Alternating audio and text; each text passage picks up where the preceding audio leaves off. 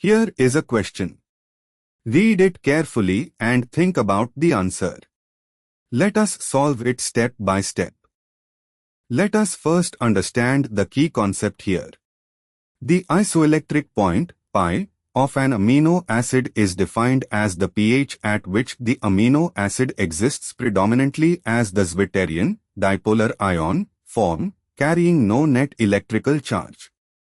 At the isoelectric point, the concentration of the zwitterionic species is at its maximum because the rates of protonation and deprotonation are balanced such that neither the fully protonated cationic form nor the deprotonated anionic form predominates. Reasoning: for alanine, the isoelectric point is given as pH is equal to 6.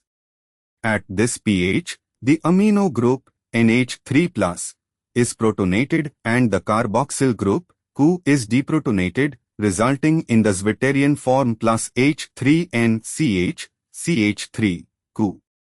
The zwitterion concentration is maximized exactly at the isoelectric point because this is the pH at which the molecule has zero net charge and exists most stably in the dipolar form. Why other options fail?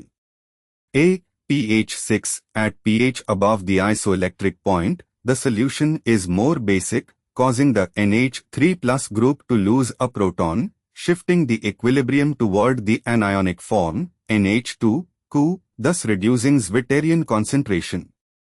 B. pH 6. At pH below the isoelectric point, the solution is more acidic, causing the ChO group to become protonated, shifting equilibrium toward the cationic form, NH3+, ChO, thus reducing zwitterion concentration. D. pH is equal to 7.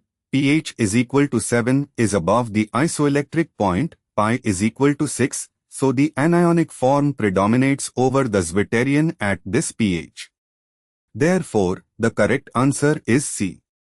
Therefore, the correct answer is option C.